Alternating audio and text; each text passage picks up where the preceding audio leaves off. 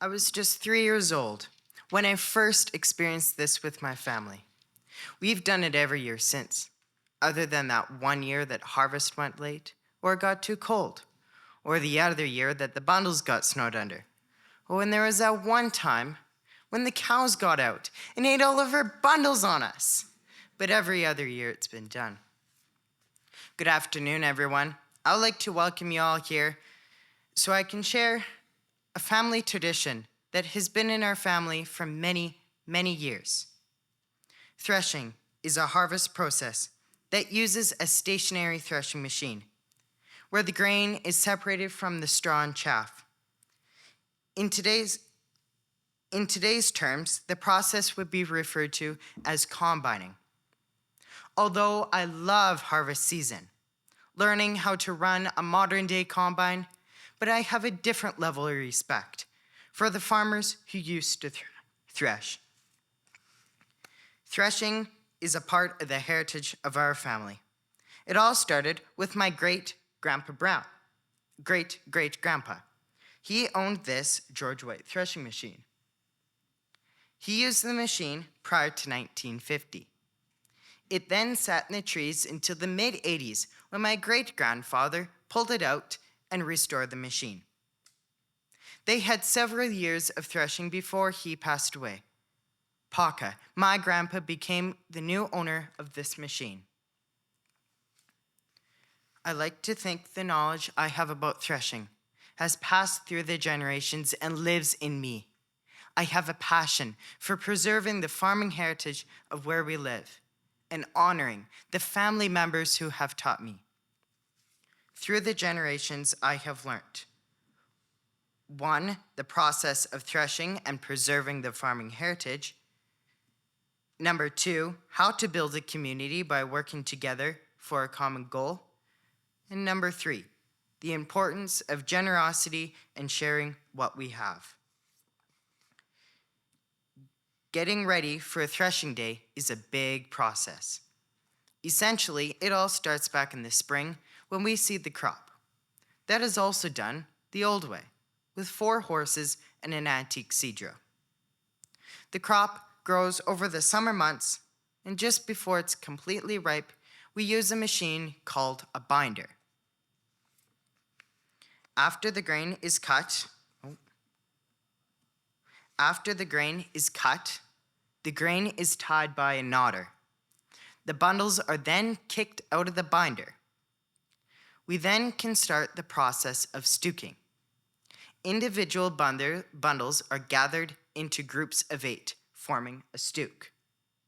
The grain stalks are pointed upwards so the grain can dry out in time for threshing day. And this is a point when the cows got out and destroyed and ate all of our bundles.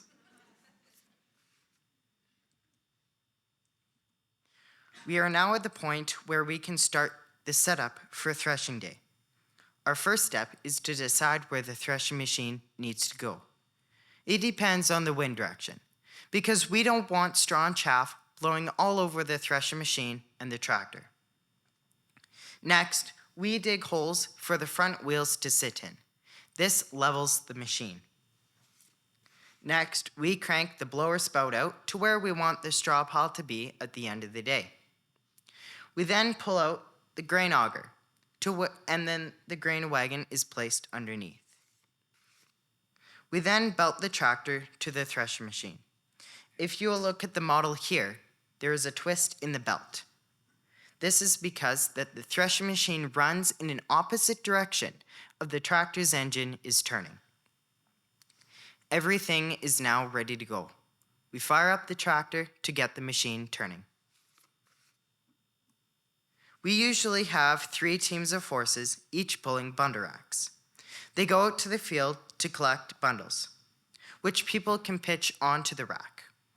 Once a rack is loaded, the teamster drives the team nice and close to the feeder house of the thresher machine, so people can pitch the bundles on nice and easy. We always need to remind people to pitch the bundles heads of grain going in first. This is because the thresher machine will thresh the grain better for a cleaner sample. We also need to remind them not to let go of their pitchfork, because this has happened where pitchfork has gone through the machine. That never, ever ends well. As the bundles are being pitched in, the crop material goes through the cylinder. The grain is separated from the straw and chaff.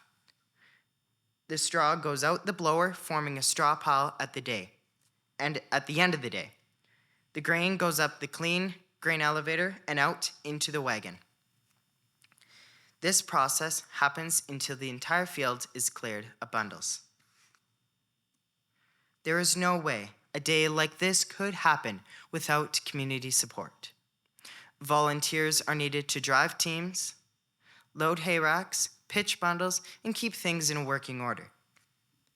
Meanwhile, coffee and pie and other desserts are being served, and stories are told of the good old days. We usually have something breaks down. This always brings the old-timers out. Those folks are all gathered around the machine trying to diagnose the problem. This is a nostalgic memory, and the joy on their faces is evident. Kids are also very involved. They're busy helping pitch bundles, load hay racks, and getting wagon rides, and getting the endless supply of pop, and jumping in that straw pile at the end of the day.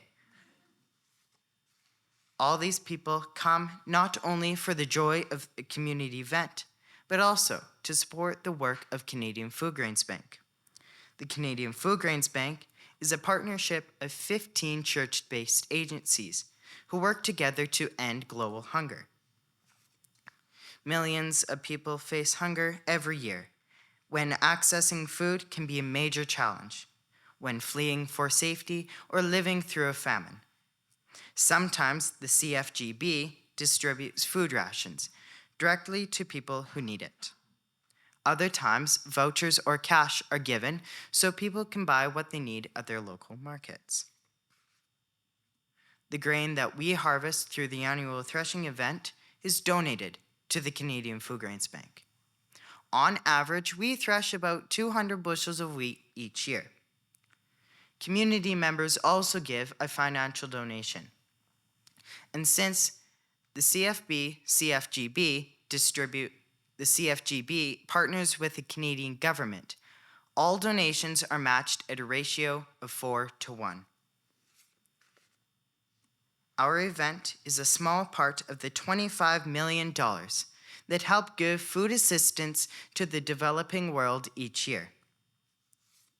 So if you are looking for something to do next fall, you are more than welcome to come out to our place to join our community event. Typically, the Brown Family Threshing Bee happens on Thanksgiving weekend, but you may want to get in touch with me to confirm that date.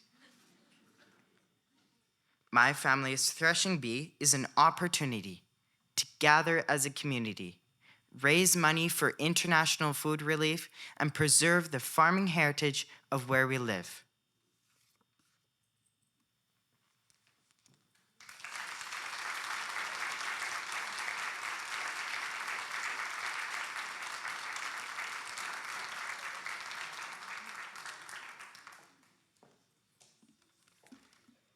I mean, every time I meet a kid who's been through 4-H, it's like nothing I've ever seen.